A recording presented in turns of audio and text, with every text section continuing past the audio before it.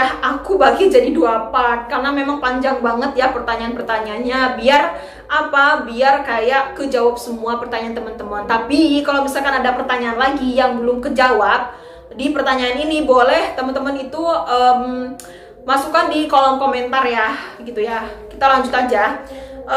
Kemudian itu ada ICCR wajib pakai TOEFL nggak?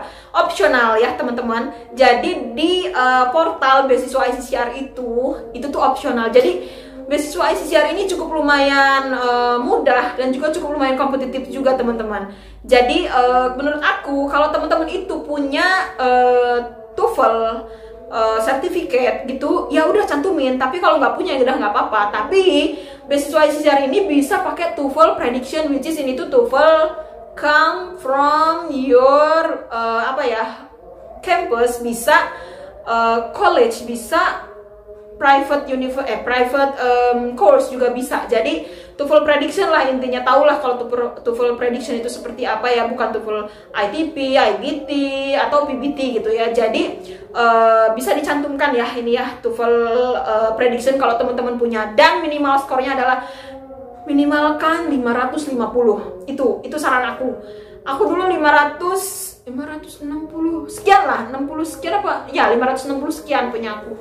Dan alhamdulillah keterima. Jadi menurut aku sih di atas 550 maksimalkan ya teman-teman ya. Jadi gitu ya, TOEFL-nya opsional.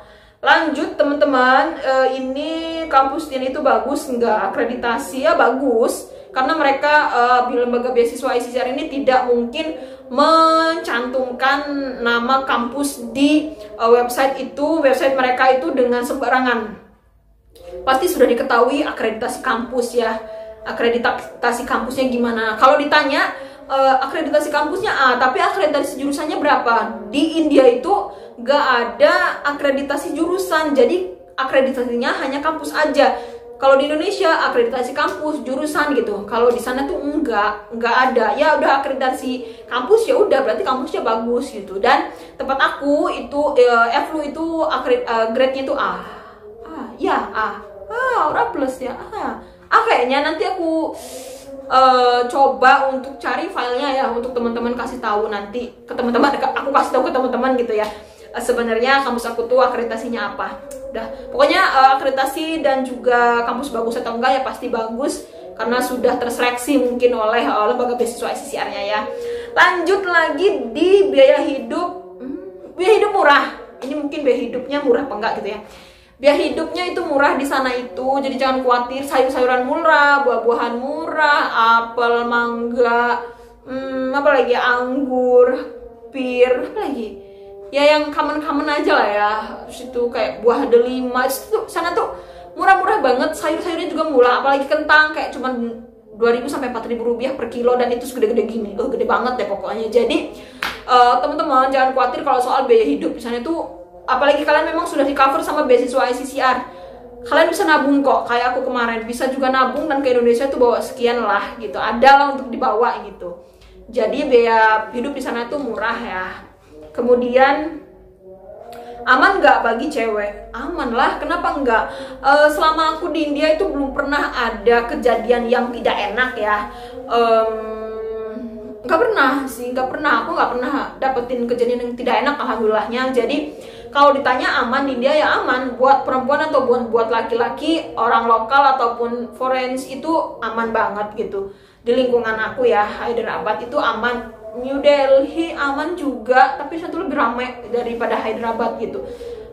Jadi kalau menurut aku, kalau kalian pilih kampus itu pilihlah yang kayak di kota besar juga, tapi bukan ibu kotanya. Kalau New Delhi kan ibu kotanya India, of course lah ya. Di sana itu lebih ramai, lebih padat banget. Tau lah India itu padatnya kayak apa. Jadi kalau di New Delhi itu padat banget teman-teman, macet terus gitu. Jadi kalau menurut aku sih cari aja kampus-kampus yang kayak di kota-kota selain itulah gitu, selain kota-kota padat lah ya.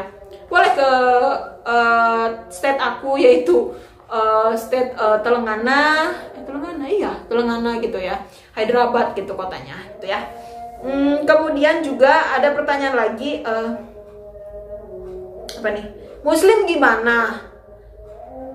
Muslimnya gimana di sana? Banyak. Banyak muslim di sana dan kamu bisa dengar azan itu subuh pun kamu bisa dengar azan. Zuhur, asar, maghrib, isya, subuh itu kamu dengar azan kok. Dan di kampus aku di FLU, aku tuh dulu sebelum masuk ke India, aku tuh kayak berpikir, ya Allah, bukan berpikir, berdoa, ya Allah tempatin aku di tempat yang kayak banyak muslimnya dan aku tuh masih mendengarkan azan. Ternyata di India tuh banyak muslimnya gitu, bahkan lumayan besar juga gitu komunitas orang-orang muslim di sana gitu. Jadi jangan khawatir untuk bagi teman-teman yang muslim di sana gitu ya. Tapi muslim di sana tuh cewek itu nggak boleh sholat di masjid, jadi nggak ada istilah cewek sholat di masjid. Jadi kalau memang kalian itu mau keluar, mau jalan-jalan gitu ya, ya bawa mukena sendiri gitu ya, karena memang nggak boleh sholat di masjid teman-teman untuk cewek. Kami dulu aku pernah ke Secunderabad, lebih dari Secunderabad kalau nggak salah, kemana gitu ya sama kakak tingkatku. Jadi aku tuh terpaksa banget karena sholat isya itu sholat maghrib kan waktunya pendek banget. Jadi aku tuh terpaksa kayak sholat di masjid, dan itu aku tuh minta izinnya panjang banget gitu sama syekh lah ya di sana gitu. Jadi memang kalau cewek itu memang nggak boleh sholat di masjid gitu, kecuali kepepet kali ya. Kemarin aku sih boleh karena kepepet media. Oke, lanjutnya teman-teman, ada pertanyaan 2 lagi nih teman-teman ya. Ada berapa musim di sana tuh? Kalau tempat aku tuh ada 2 musim lah, 2 musim, musim panas, musim dingin mungkin ya bisa dibilang ya, karena nggak ada musim hujan juga di sana. Musim panas itu panasnya sampai 40 derajat. Aku dulu ada 40 lebih lah, lebih dikit lah, hampir 45. Iya, hampir 45 di zaman aku 2018 itu panas banget. Iya, 2018 mana aku harus puasa di sana gitu karena 2019 karena nanggung aku mau pulang. Panas banget sampai leher ini melepuh ya teman-teman ya. Karena sakingnya gitu, saking panasnya. Terus kalau musim dingin tempat aku tuh dingin banget sampai kaki itu diangkat gini aja ya, kaki itu keluar airnya gitu, saking dinginnya gitu. Jadi nggak ada musim salju kalau tempat aku, tapi kalau di daerah kayak Shimla, Kashmir itu pastilah ada salju, dan mereka tuh saljunya abadi gitu, selamanya salju mulu gitu, nggak saljunya gitu. Nah kalau mau tempat salju tuh di sana. Jadi saya tuh musimnya musim panas sama musim dingin ya. Ini versi aku nih karena aku nggak tahu namanya. Jadi musim panas sama musim dingin. Kalau ada yang salah boleh komen di kolom komentar. Satu lagi pertanyaan, tips lolos beasiswa ICCR. Oke lah teman-teman, kita ke hal yang lebih serius lagi nih. Tips lolos beasiswa ICCR. Sebenarnya tipsnya itu fokus aja gitu dan percaya, yakin bahwa apa yang kamu lakukan itu akan berbuah manis. Itu aja dulu, itu, dan juga niat, itu aja dulu pokoknya tipsnya yang pertama. Kemudian yang kedua, dibarengin dengan usaha. Jadi perbaiki esai, perbaiki recommendation letter, perbaiki juga nilai kalian gitu. Kalau teman-teman sekarang masih kuliah S1 atau SMA, masih sekolah, jadi perbaikilah nilai-nilai teman-teman semua, supaya dapat nilai yang bagus gitu. Karena tidak menutup kemungkinan juga bahwa lembaga beasiswa ICCR ini melihat dari nilai kalian. For information, dulu 2018 kita itu anak-anak ICCR dari Indonesia pada batch 2017 sampai 2019 itu deket banget sama office dari FLU. Jadi kami itu sering banget ke office-nya gitu ya, ke foreign office. Jadi ke sana itu kami tuh kebetulan ketika waktu itu ada yang ditanyain gitu, sampai sana aku tuh ngeliat lembaran dari aplikasi yang dikirimkan ICCR ke kampus FLU. Jadi ada 8 orang kalau nggak salah tuh yang daftar dari kampus aku BL, dan aku melihat semua penilaiannya. Jadi tuh kayak dicoret-coret sama mereka itu kayak 20%, 80, 60, dan aku tuh nggak tahu gimana sih sebenarnya mereka itu cara penilaiannya. Tapi mereka tuh ngelihat dari nilai teman-teman semua. Dan apa ya, nilai per semester kalian tuh dilihat gitu. TOEFL kalian tuh dilihat, karena kalau aku zaman dulu tuh wajib TOEFL ya, jadi dilihat gitu TOEFL-nya berapa, habis itu sertifikatnya gitu, dan itu nanti di ACC dulu. Tapi dari 8 orang itu yang keterima itu cuman 2 orang tuh, jadi cuma 2 orang yang keterima di kampus aku dulu. Jadi kita tuh sebenarnya nggak tahu apa sih kriterianya. Tapi yang pasti mereka tuh melihat juga dari keaktifan kalian di kampus sama nilai kalian itu.